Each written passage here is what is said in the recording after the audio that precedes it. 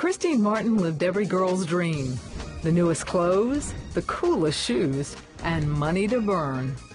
I was used to having very, very nice things, and things actually had a hold on me. It was a matter of the thing and the home and the nice car and the country club or the yachts or the driving around in beautiful things with your windows down so people could see you. But behind the country clubs and privileged lifestyle, Christine was living a nightmare. The molestation happened from the ages from 3 to 13, so it would happen a very long time of my life. It was forceful and not pleasant. Yeah, it was just really embarrassing and continual, nonstop. The abuse came from not one, but two men in her extended family. But Christine never told a soul. I was this inner kid inside screaming, wanting to tell somebody, please help me. But I was told, do not say anything, do not tell your parents, no one is to know, this is our secret.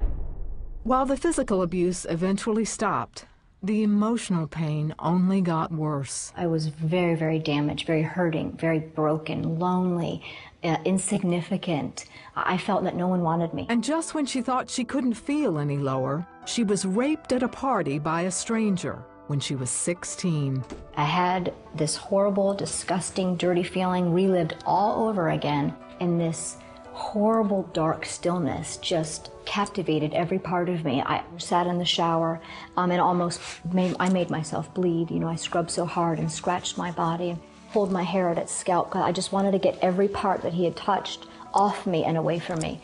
I told one girlfriend, and she's like, oh, you better keep it quiet, this is a good school and your parents, and you don't want to make a fuss.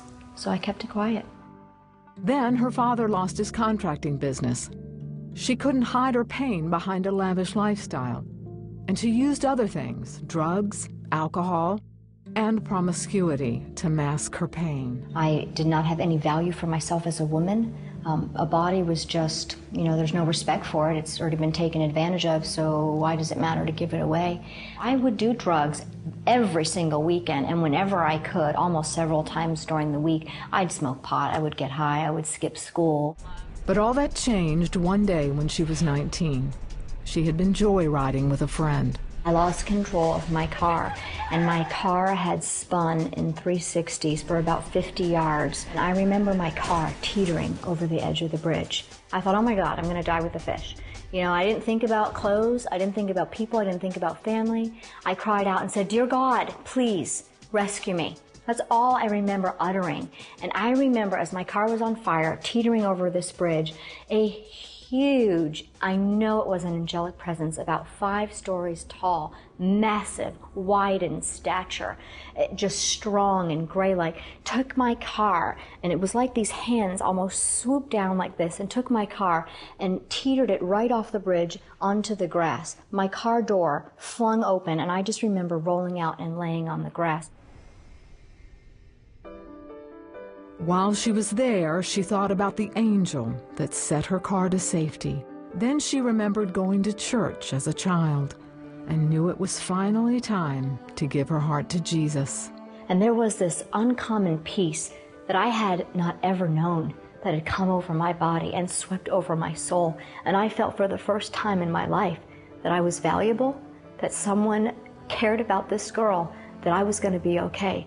And that day radically transformed my life. And it's like I fell in love with this Jesus that everyone had talked about, but I had never known. He became so real to me on that particular day, just as real as I'm talking about him now, that I knew that all the pain and all the tragedy and everything that I had gone through, maybe was not in vain, because at 19, there was still a purpose for my life, and I wasn't going to be some washed up druggie, whisking life away and using people the rest of her life. Christine is married now and has a wonderful son, Solomon.